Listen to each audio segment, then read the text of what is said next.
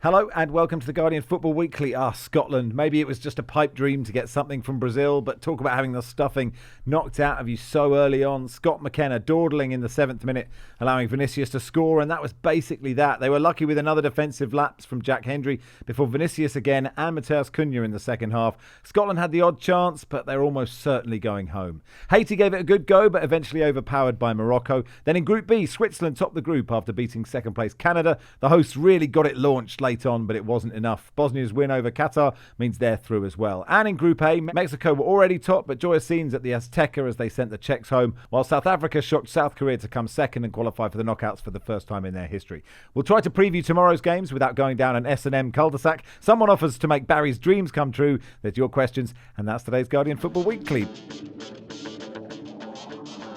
On the panel today with me in LA, Barry Glendenning, hello. Hello. From the Racing Post, Mark Langdon, hey mate. Hi, Max. And on the night shift tonight, Nicky Bandini, hi Nicky. Morning. Let's start then with Group C. Brazil come top, 7 points from 3 games. Morocco through as well on 7 points. Scotland have 3 points, almost certainly going home. Haiti definitely going home with none. We'll begin in Miami then. Scotland 0, Brazil 3. Before I get the panel's thoughts, I caught up with Ewan Murray at full time in Miami.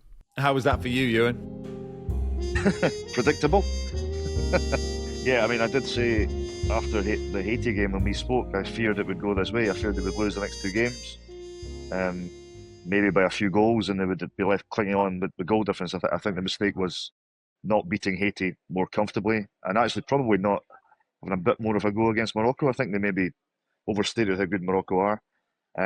So here we are. We're going to be in no man's land for a few days in terms of the last 32, and it's just been a bit deflating. You know, I felt at times the Scottish team doesn't look as if it belongs in this environment. You know, I don't want to be overly down on it. They could make the last 32, and I get the significance of that. But I think their shortcomings have been laid pretty bare in this tournament once again. Yeah, and you mentioned deflating. Like, that start is so... It just felt like a balloon being popped, that first goal, didn't it? Yeah, the first few minutes they actually played okay. They looked quite composed. They didn't look nervous or panic-stricken at the start, but in defence of the manager, you can't legislate for a moment like that. It's a football cliche, but it's true. I mean, just a moment of complete madness from one of your centre-backs, and Brazil are not the team you want to give that advantage to. I thought they were lucky. I thought the disallowed goal, I thought Hendry initiated the contact in Vinicius. I thought they were lucky I thought they were lucky to get away with that, and you know, at that point you're clinging on in this game, and undoubtedly you're clinging on in terms of the goal difference and the wider third place scenario. Do you think it's a psychological thing? Like, lots of people talked about the number of really good players in this team, right? Especially in midfield, really good midfield, and you feel like none of them really. Okay, everyone's got to be great to beat Brazil, and Brazil have to have an off day. But even still, in any of these 3 games, they never really delivered. Yeah, and again, that's a theme that's happened before. I thought McTominay, he got a bit better in the second half tonight, but he was dreadful in the first half. Incredibly bad, just giving the ball away under no pressure at all. I don't know if that's psychology, but what I do think is when you have such a limited pool of talent as Scotland have, you need your big guys to perform in these tournaments. And once again, that hasn't happened. So yeah, I think that's a sensible and obvious thing to point to. Absolutely. Yeah, and do you think Steve Clarke has done well? Like, could he have done anything different in these games? Yeah, I mean, I would need to look at that more broadly and maybe even a bit more calm and sanguine about it. I do think, and I've written this in my match report, I do think there's a problem where 3 tournament qualifications now under the same manager, they've been pretty similar.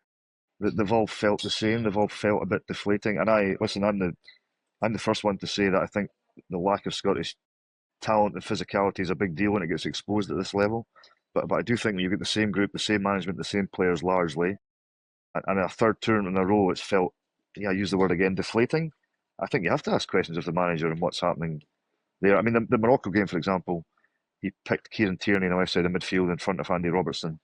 And I get why he did it. He was trying to combat the threat of Morocco's right side. But Scotland haven't played that way. That wasn't a system that has been practiced or tried out in friendly games. And I thought, well, where did that come from? You know, so things like that. I think tonight I didn't have much grievance with his team selection tonight. And again, I stress a defeat to Brazil can happen, but it just felt again a bit ragged, a bit messy, and pretty punchless when it needed not to be that.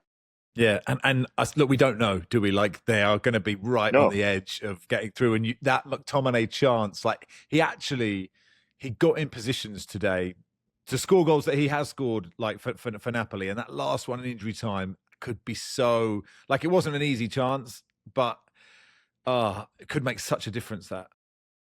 Absolutely. I mean, that would have been weird. I mean, that goal could have been very, very important in the grand scheme of the tournament. So that would have changed the complexion of it, although I would argue really to what extent. But yeah, you're in that weird movie. I mean, I was watching the live third place table as the game was going on. I think Scotland slipped from second to sixth. I think Cape Verde will beat Saudi Arabia, so that's going to be one problem. They'll move above us. Well, Cape Verde will at least draw with Saudi Arabia, which will put them above Scotland.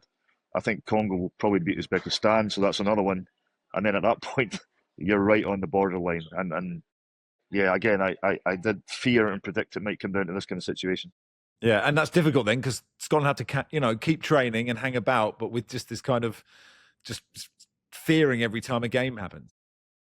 Absolutely. They'll go back to Charlotte. I think tomorrow they'll go back to their training base in Charlotte.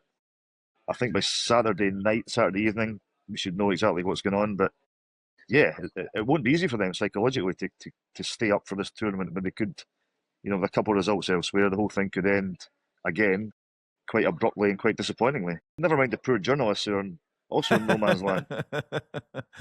You'll be all right. What was the? I'll be all right. Yeah, I pray for you. What was the noise when Neymar came on? And it is, Neymar feels a peripheral part to most people watching this tournament, but the noise seemed pretty intense from just watching on the TV.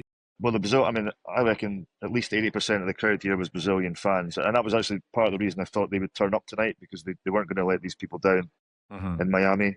And I think also because they were ahead and comfortably ahead, the fans could, shout for Neymar. And that was really audible. That was obviously a big thing. I don't know if you saw, Ronaldinho was at the end of the tunnel before the game, shaking hands with all the Brazil players as they went onto the pitch. That was quite cool as well. But yeah, Neymar, they turned their attention to Neymar, I think, because the game was settled, so that was the only thing left. He didn't get a goal when I think he was even peripheral when he came on, to be honest. But I thought it was interesting. He was brought on before Endrick was brought on, which seemed a strange substitution for Ancelotti to make. But anyway, the fans got what they came to see in terms of, I think, the first time since October 2023 we've had Neymar in a Brazil strip. So that was good for them. And the colour and the noise provided by the Brazilian supporters was, as you would expect, was fantastic here. Good stuff, Ewan. Well, look, stay strong in this no man's land that we find you. Put the jazz on, and hopefully we will speak to you again. You never know. Cheers, Ewan. If I was an eternal optimist, this would cause me a problem, but thankfully I'm not, so I'm perfectly relaxed about the whole thing. Good man, pal. Thank you. Ewan Murray there. And Mark, that chat with Ewan was before the Group A games, and you've been on the brackets all day, which sounds more sinister than it is. What's the latest for Scotland? Well, it's not looking good, Max. I think it's fair to say. So that South Africa victory, that was one of the groups where it didn't look like before this round of matches that they would overtake Scotland. But of course, South Africa beating South Korea means that South Korea have slipped into third spot and have got a better goal difference than Scotland. So that's another one ticked off. I think there are different models, kind of doing it differently in terms of how they foresee Scotland's chances, but the ones that are giving them a higher percentage chance are not really factoring in the carve-up opportunities that are ahead for likes of Paraguay against Australia, where a draw suits both teams. Algeria and Austria can play out a mutually beneficial result as well. So I think that Scotland were in a hole before the Group A matches, and now are in a terrible spot. I think Steve Clarke said after the game that Scotland were going home, and that might have been the only thing he's got right this summer. Yeah, before the pod, you were becoming like a really boring episode of Quantum Leap, where you were like, Ziggy says there's a 40% chance of Scotland going through. Anyway, Mark. 2 shots on target in 2 games against Morocco and Brazil. So it was a difficult draw, Barry, but it has been disappointing. We said after the win against Haiti that they hadn't won by enough goals. Some people thought we were being a bit too hard on them, but that what we thought might happen has happened. I think they were extremely fortunate to only lose this game by 3-0. the goal that was disallowed shouldn't have been disallowed. Vinny Jr. missed another 2 excellent chances, one-on-ones with Angus Gunn. Rayan missed a brilliant chance. Mateus Cunha had one hacked off the line. There were other not quite as good chances that Brazil missed. And Scotland's main chance was a Scott McTominay header on goal, which was pretty much the only that was saved, which is pretty much the only thing of note Scott McTominay has done in 3 matches for Scotland in this tournament. He's been surprisingly poor and basically indicative of everything that's been bad for them, I suppose. But not for the first time in this tournament. They coughed up a really cheap early goal through a stupid mistake at the back. Before the game, the BBC pundits, I watched this on BBC, the BBC pundits were praising before this game, the BBC pundits were praising Clark for his adventurous selection, and I'm looking at the selection and going, he's picked Ben Gannon Doak. That was, I suppose, a bit adventurous, and he ran down a few blind alleys, but didn't get much in the way of crosses. Kieran Tierney came on for Andy Robertson at half time. I presume Robertson was injured. He got a couple of crosses in, but Scotland achieved very little, and I think they were damn lucky to only lose 3-0. It could have been a total humiliation for them. Nicky, how much is this on Steve Clarke, and how much is this on a sort of lack of quality in the side and the fact that they drew? As Steve Clarke said afterwards, look, only Scotland can get a winnable first game, and then number 5 and number 6 in the world. So like the quality of their group. Yeah, it's hard to answer, isn't it? Because clearly there were some really bad individual mistakes at the start of this game. I mean, obviously, in the end, McKenna just can get rid of that ball and not get himself in the position that he does to concede the first goal. You then have what should have been the second goal, as Baz was just saying, with Jack Hendry, where there was a level of lack of urgency, I suppose, with some of those situations that you have to put on the players, because they've played enough football to know you can't just dally on the ball when you've got Ryan and Vinicius Jr. snapping at you all game. And I think that was also something really predictable in the fact that Brazil were going to press like that. They were going to look for those opportunities. It felt very Carlo Ancelotti Real Madrid, didn't it? That you weren't entirely always sure, even if Brazil were playing that well, but they certainly looked threatening with Vinicius up front.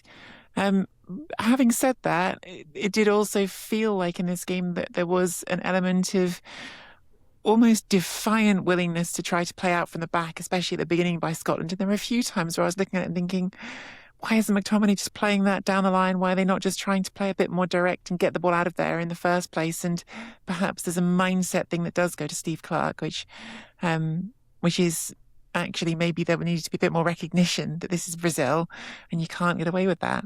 Mark?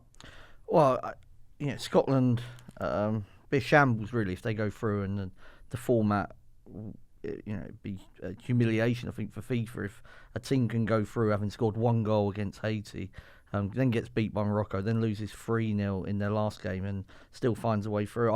I just felt that they're too negative in terms of a lot of their own downfall in those first sort of 20 minutes came from them going backwards all the time, and not being positive enough, and maybe they haven't got the quality right at the front end in terms of a striker that can either hold the ball up or score goals, sniff out an opportunity. He chose to leave Ollie McBurney, who was one of the championship's sort of best players. He chose not to pick him, so that was on Steve Clarke as well. This game, the only I think kind of way where I will give Scotland some kind of let off is the fact that it was in Miami. Mm-hmm. It felt like a home game for Brazil. The Tartan Army have been everywhere in the US, but even in that game, there was a lot of Brazilian fans there. The heat and the humidity is not going to suit Scotland in that game rather than Brazil. But it was mentioned on the pod right back, at the start of the competition, when Scotland didn't go after Haiti and didn't try and beat them by more goals. I think that will come back to bite them. Barca Jim was making the point, friend of the pod. Wales, Ireland and Northern Ireland have all had big and meaningful tournament wins, and Scotland have never had a moment. And if you think for those brilliant fans, like I hadn't really considered that. They've never, ever had a game at a major tournament where they've come off and they've won a game that they perhaps weren't expected to win. Well, to their credit, they've given quite a lot of other nations their moments. So there's that. That's something, I guess. Look, I feel a bit sorry for them. You cannot fault the players for their effort tonight. They worked so hard, and they're just not as good as Brazil. But to cough up the first 2 goals they conceded, like you're just blunderbussing yourself in both feet. You have to give yourself some sort of chance, and it's game over then. You know, if you're 2-0 down against Brazil, having gifted them 2 goals, good luck. Yeah. And we spoke last night about the format of the tournament and how it's now head-to-head instead of goal difference, and how this group played out exemplified it, because Haiti went a goal up against Morocco, and then they went 2-1 up against Morocco. But there was no jeopardy in that regard for Scotland, because no matter what Haiti did, they were out. Yeah. And that seems so unfair.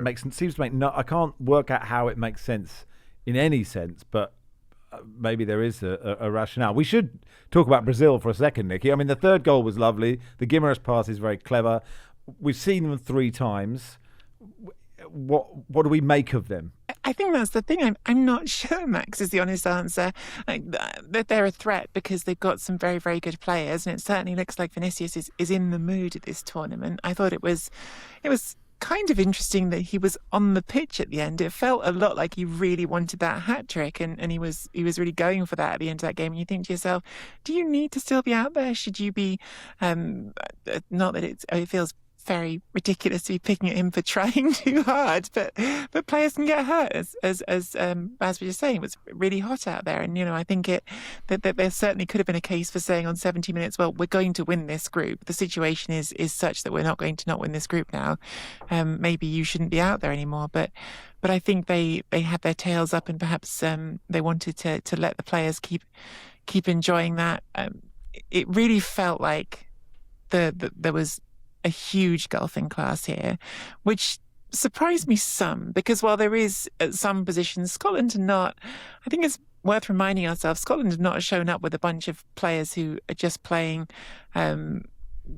domestic football and who aren't playing top-level European football. I mean, you have got guys in that team, obviously with McTominay being the one that everyone looks to first, but McGinn's at Villa, Ferguson's been very, very good for Bologna as well.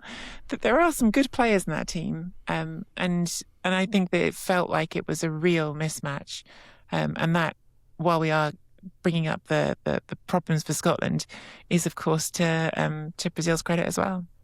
I think we just spoke about the conditions there.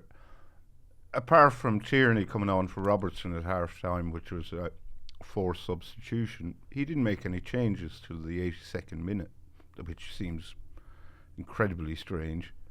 And then, as is now becoming customary, gave an extremely ungracious interview after the game, which just, I get that he's fed up and annoyed, but and hot and sweaty, but it is part of his job.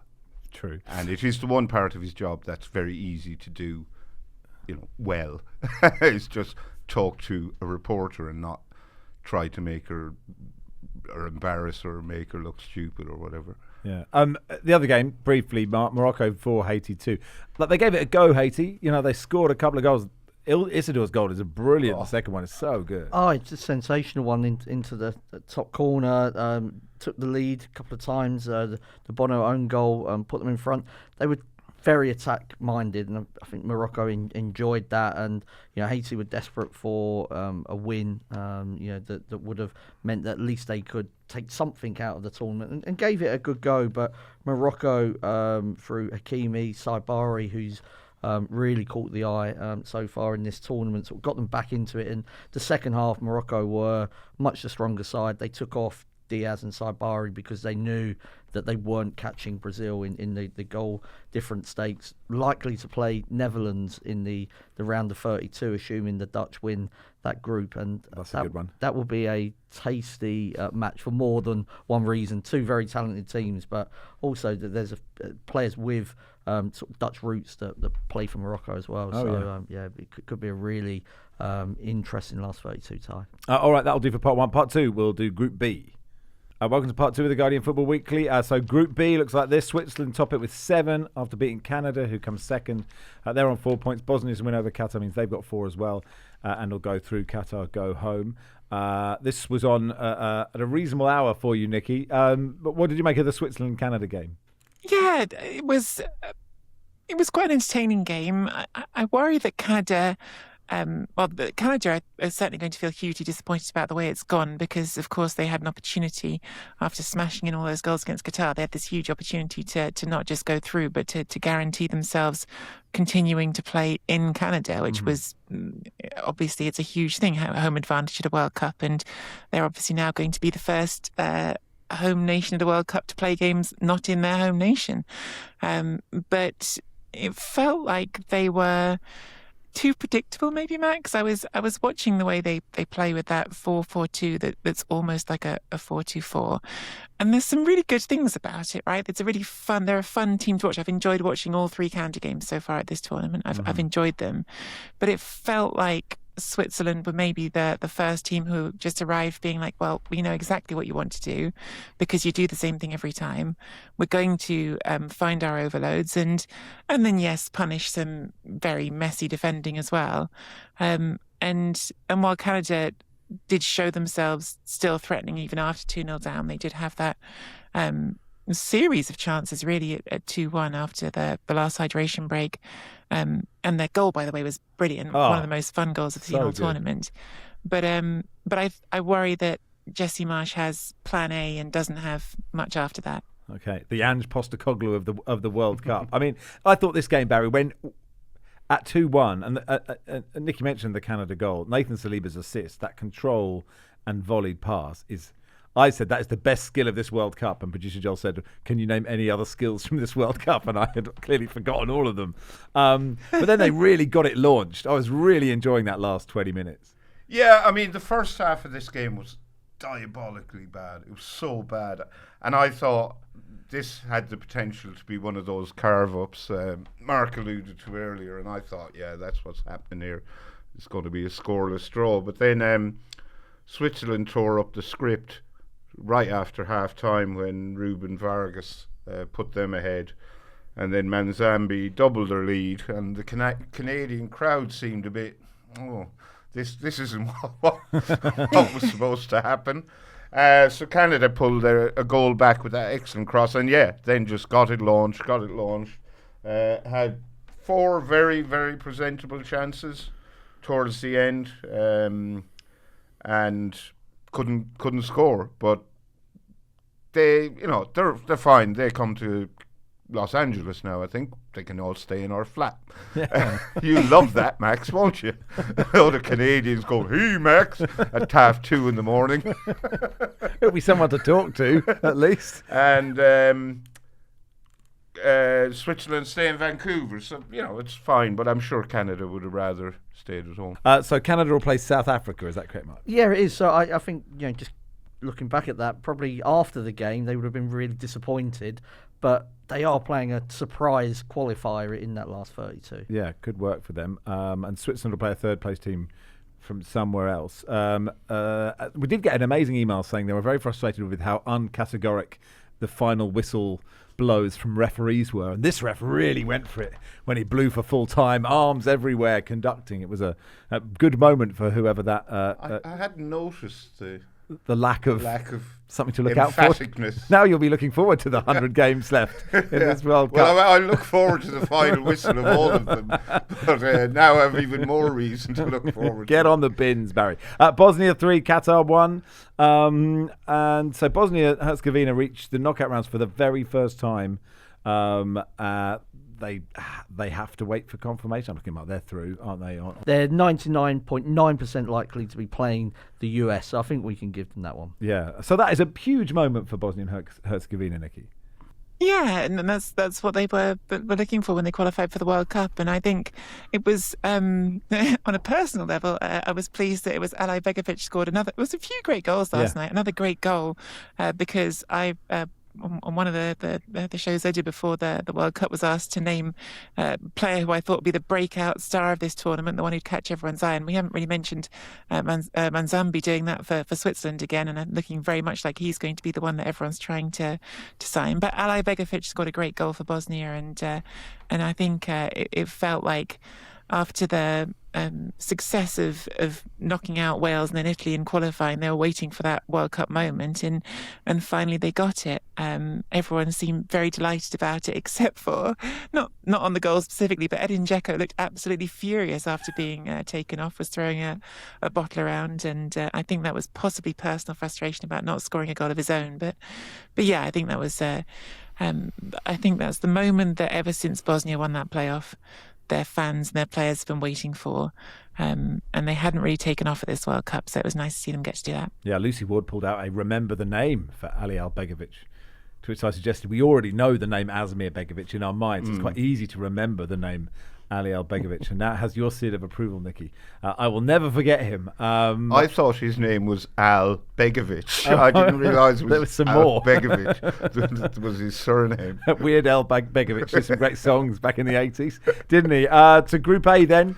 So that looks like it's Mexico, 100% record, no goals conceded. South Africa, as we've said already, Bafana through to the knockouts for the first time ever on 4 points. South Korea should make it through. You're nodding, Mark. So, yeah, I think so. You think so? Czechia are out. And at the Azteca, Barry, I mean, Mexico were top of the group anyway, but the atmosphere and the vibe and just the joy for the Mexicans in this game was great. I'll be honest, Max, I watched the other game. Okay, so, let me go to Mark. Probably then. not the person to ask. But Mark, the atmosphere, they were already through. They topped the group already. So it was kind of a celebration in the tournament. It's a nice place to be for Mexico. But in the Azteca, you know, they got to bring on Ochoa. They scored some lovely goals. The sound in that stadium, it was a brilliant night. One of those hosts that kind of feel like they're growing into the tournament. Group A looks fairly weak. Czechia, South Africa, South Korea. Tougher tests will definitely be awaiting Mexico, potentially England in the last 16. But they haven't conceded a goal yet. They've won every match. I think they've been comfortable in sort of most of the kind of 270 minutes they've played. And as you said, their goals were really fun. The first one from Chavez, he's supposed to be the left back, but he's storming down the right wing, taking players on and then slotting it in. Quinones, who's been one of the kind of eye-catching players, scored a lot of goals in Saudi Arabia this year, wasn't certain how that would transfer across to the World Cup, but it's definitely going well for him so far. I mean, that was incredible defending by Czechia. Yeah, I mean, I did have in my notes, and I wasn't sure if it was a crap joke, but I'll go with it anyway. Yeah, here we go, ladies and gentlemen. Mark Langdon's first joke of the tournament. You can certainly pick holes in Thomas Holles' defending. Okay, yeah. I mean, I wouldn't open with it, but I didn't. I left it. No, you didn't. We'll be walking past the comedy store in about half an hour, Mark. Maybe you could ask him to go in and workshop it. Well, a couple of pints first, and we'll see how we go. And yeah, the third goal was a good finish as well, wasn't it? Yeah, from Fidalgo. The only sort of sour note from this game, I'm glad Czechia have gone out because I thought they were terrible, really, and denied Ireland and Denmark. I think teams that would have done better in this tournament, but Souček looked like he suffered a bad injury. Yeah, he went down really sort of heavily on his ankle. Hopefully he's okay, but they've not done much to light up this tournament, I think it's fair to say. Yeah. Barry looked slightly confused when you said Ireland would have done a better job here, but it's very generous of you. Oh, they were I thought they were the better team in that playoff when they lost. Great stat from Opta. Mexico have not conceded in the first half of any of their last 13 World Cup games. Is that right? Yeah. Okay. Did it have hashtag impregnable or something like that. I'd say it had hashtag Ariba. Okay, yeah, good. Their goal music is great, and it's exactly what you want Mexican goal music to be. Is it a mariachi band? I think it is, basically. And then South Africa through to the knockouts for the first time ever, and like the scenes at the full-time whistle, Barry, were brilliant there. Yeah, they deserved to win this game, but I couldn't believe how awful South Korea were. They're just terrible. There's no urgency. Well, it's almost as if they weren't interested, and they didn't care whether they won or not. And I mean, they're not out of the tournament now. They look pretty well placed because they've got 3 points and a 0 goal difference, so that should be okay. But their manager had a face on him the whole game that just would have stopped the clock or turned milk sour.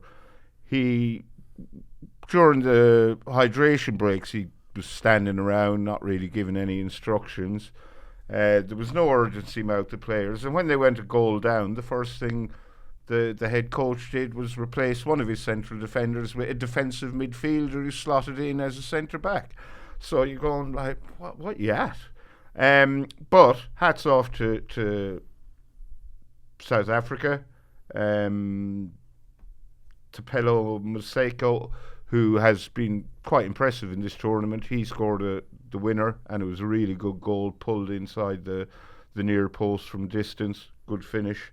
And obviously, at the end of the game, they were beside themselves with delight, because I have a feeling they probably weren't expecting to go through. Well, especially after place. the way they played against Mexico in the opening game. They'll be delighted to go through, and I'd say, who did you say has got them in the next round? South Africa have got Canada. Yeah, Canada will be delighted to have them as well. And actually, South Africa would be pretty happy to have Canada when you think about who you could get. So everyone's happy. So that's nice, isn't it? Yes, Nicky? I was just going to say, because the thing we didn't say with Canada before, which may be just worth mentioning, because with reference to that, is we didn't get Alphonso Davies again, and Alphonso Davies has become this I don't know, this almost feels like a literary character waiting for Alfonso in the background. Maybe he'll show up at some point, and Canada could certainly do with him. It is worth saying. I almost just felt we didn't acknowledge this with Canada before. They're missing a lot of players. They're missing not just Davies, but obviously Ishmael Kone, who was having a great tournament before getting injured in the last round. They're missing Bombito at the back, who didn't play. They're missing for this last game Eustachio, ended up coming off the bench but didn't start. So I think Canada will hope they can come at a version of themselves that will be much stronger for this next round, although of course Kone is not coming back. And I do wonder if the Davis thing is just entirely a decoy, because every round it's like Jesse Marsh goes, oh no, we just thought we'd save him this time, but you'll definitely see him in the next game. Well, I'm not so convinced. Ishmael Kone was actually there today, and he was sort of wheeled to the dugout in his wheelchair and got great reception. Oh, that's good. Reminds me slightly of, we'll all remember, I think it was Ian Miller, Cambridge United centre-back, who broke his ankle or leg in injury time when we played Gateshead to get promoted from the National League into the Football League. But he was at Fez Club in Cambridge that night, being pushed around with his teammates in a wheelchair. Anyway, that'll do for part 2. Part 3, if you can remember Colombia, DR Congo, we'll do a little bit on that, and we'll look ahead to tomorrow's games too. Welcome to part 3 of the Guardian Football Weekly. So in the break, we were discussing who could cover Colombia, DR Congo, and Mark said, "Well, I faced a TV screen." So there you go. I had it on I also faced a TV screen, but I can't really remember what happened. Yeah, Luis Diaz had a lot of goals disallowed in a short period of time, and Colombia won 1-0. Yeah, I think Barry was distracted because we were sat next to somebody that looked like Robert Snodgrass. Right, it wasn't Robert Snodgrass. So that took up. That's always going to put you off, isn't it? that took up most of that second half. But unless Robert Snodgrass has started speaking with an English accent, maybe that's what he does to disguise himself, so people. Well, he is a very good mimic. Is he? Yeah, I believe so. Yes. What do you mean? Like some Alistair Rory Bremner? Yeah. Robert Snodgrass is an impressionist. I think so, yeah. It's either him or Charlie Mulgrew. Okay. Well, you don't know which one it is. Well, maybe, yeah, one of them might be impersonating the other. I think it's Snodgrass does good impressions. Okay, yes. well, there we are. Anyway, back to the game. Yeah, Colombia definitely deserved to win. Munoz was a constant threat down that right-hand side. Luis Diaz just running in behind every time. And he plays right on the edge of offside, and sometimes, he goes a fraction too early, but he just offers them so much. And I was impressed with Colombia. I have been impressed with them so far. They have beaten two weak teams in Uzbekistan and DR Congo, but Portugal couldn't do that. So they're a team that I hadn't really factored coming into it as kind of a decent side, but I think it will take a good one to knock them out. Yeah, a draw against Portugal will mean they'll win the group, and DR Congo need a win against Uzbekistan to have a chance of getting through. Tomorrow then, Group D, E and F. So we've got Paraguay, Australia and Turkey, USA. So USA have topped the group already, and Australia, Paraguay could be one of those games, Barry. Yeah, it could. Even though they beat Turkey in their first game, I haven't been particularly impressed with Australia. They were really bad against the US.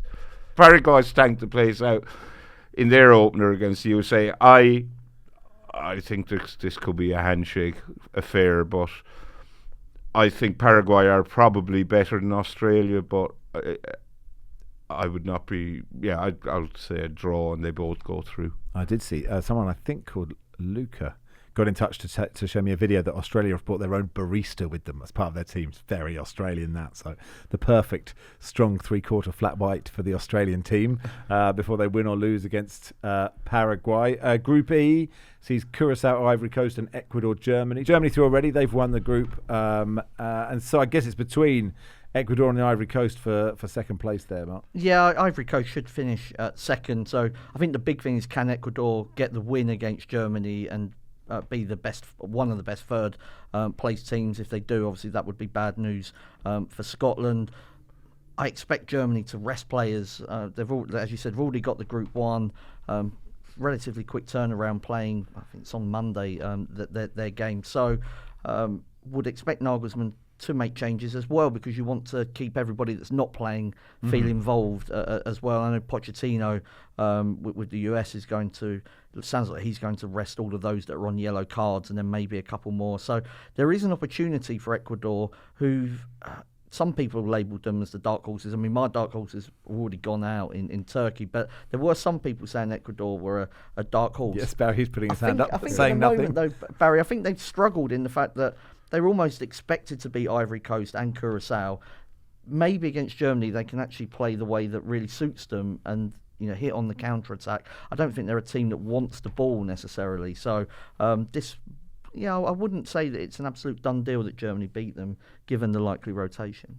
Group F is Japan, Sweden and then Tunisia, the Netherlands. Netherlands have 4 points. They're top. Japan have 4. Are second. Sweden have 3. So Japan-Sweden, Nicky, is actually a really interesting game.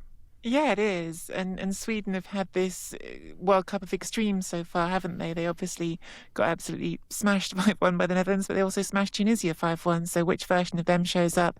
It does feel like this is the point where this format becomes really unsatisfying. I think a lot of us have actually felt like the 48-team World Cup has had lots to recommend about it. That, yes, the quality's been uneven, but it's been really nice seeing more countries with more chances to express themselves. We've seen some teams really surprise us and delight us, but there is just no escaping the fact that this system makes it entirely unfair in the fight for best third places, because the teams that are left have more information than the ones that have already played. So Scotland play their game not knowing what result they need to go through, whereas Sweden might be in a position of knowing, well, we can afford to lose by a goal, 2 goals, and that'll be okay. We can't lose by 3 goals, and maybe it makes no difference, but it is unfair. It's not the same playing field for everyone, and yeah, I suppose that's going to be a question, is how that affects Sweden and other teams that are on the bubble, I guess. Yes, I take it back. Japan-Sweden may not be a good game. Yes, Mark? It will be for Japan, I think, in terms of the fact that if you finish second in this group,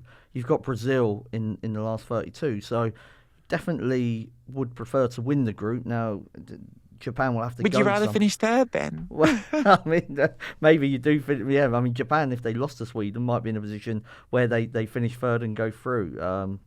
Well, there was that double disgrace of Gijón where Algeria playing Austria, and I think Rory Smith was saying somewhere that you might want to lose that, because if you come second, you'll probably play Spain.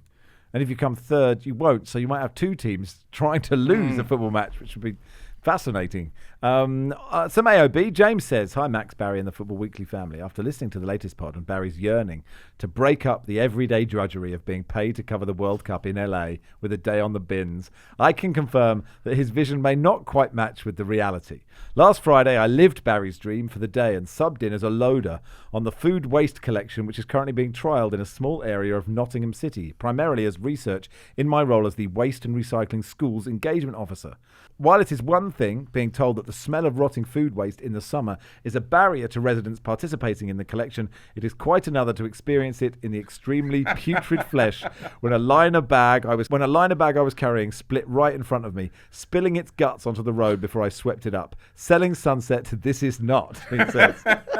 Our loaders no longer ride on the back of the lorries either, or would risk being swept up by the bin lifting mechanism and crushed, another potential hazard our frontline crews face each day at work, alongside the increasing number of vehicle fires caused by electrical items and lithium batteries incorrectly disposed of. The crews are still out every day this week in the current heat wave, starting an hour earlier to avoid the hottest temperatures in the greenhouses that the cabs at the front of the vehicles inevitably become, and we are all grateful for their commitment to keeping our city clean. Barry, let me know when we can schedule it into the rota for a day on the bins in Nottingham. Thank you all for your coverage of the World Cup, the daily vlogs, and now Mark Langdon's food diary. Please keep this as a regular feature going forward. James, are you more or less interested now on a day on the bins? Less interested, yes. Right, there we are. Mark, vegetable count, please, since recording, including last night's dinner of a Ben Fisher yeah, burrito. so last night, had the what's now labelled the Ben Fisher burrito. It's about the same size as Ben Fisher. Yeah, I mean, it was... There must have been a vegetable in there. No, it was potato, rice, refried beans, tiny bit of onion, I suppose. Okay. But, no, it was good. And then I polished off Barry's chips. He couldn't finish them. Okay. This morning, still had the Honey Nut Cheerios, which are going down absolute treats at the moment. Good stuff. Went to the supermarket and bought from the deli a family-sized mac and cheese, which I didn't realise I'd ordered. There's still a little bit left of that in the fridge. And then Matt from the social team, he cooked sausage and mash tonight. He did. And there was a whole tray of broccoli, courgette and Brussels sprouts. I didn't see that. Okay, I didn't see that. And then I had key lime pie. Key lime pie. Lime? Yeah, that was very nice. So, no, it was naught. We're still at naught. This is what I wanted. I'd be surprised if we go above naught. I'm not sure where it comes from. I'll be honest, I think I'm on about naught as well. Really? Yeah, because I don't like Brussels sprouts. Yeah. And I had chicken wings and chips last night, so there was no celery with that. I don't like celery. Okay. So I'm giving him a run for his money. Suddenly, this is more interesting than who's going to come third in Group D, isn't it? It's who will get one vegetable to top the group. Extraordinary stuff. Phil says, having two kids under 2, my World Cup experience is catching the odd highlight and listening to the pod before falling asleep while it's still light outside. Easily the highlight of the tournament so far is Barry's GIMP revelation. This is genuinely true. I'm not blowing smoke up your ass, although I'm sure Barry would enjoy this. It had me crying. So thanks. Thank you, Phil. A reminder before we go, there's lots of good World Cup stuff on the Guardian app and website. You've got the excellent bracketology game, ability to sign up to receive live activity notifications for one or more teams, a persistent notification that displays, I don't know, is it a selling point to say a persistent notification? Look at you rolling your eyes. A persistent notification that displays updating scores and key gameplay events on your lock screen. It's all good stuff, and we're on TikTok and Instagram, although our diary was not good today, Barry. Well, you didn't do anything today apart from watch 4 football matches. Fair enough. I went to the museum of the Academy Award Museum. It was very interesting. I thoroughly recommend it. Anyway, that'll do for today. Thanks, everybody. Thank you, Nicky. Thanks. Thanks, Baz. Thanks. Cheers, Mark. Thank you, Max. Football Weekly is produced by Rory Simon and Matt Bentley-Viney. Our executive producers are Joel Grove and Tayo Papula, and we'll be back tomorrow.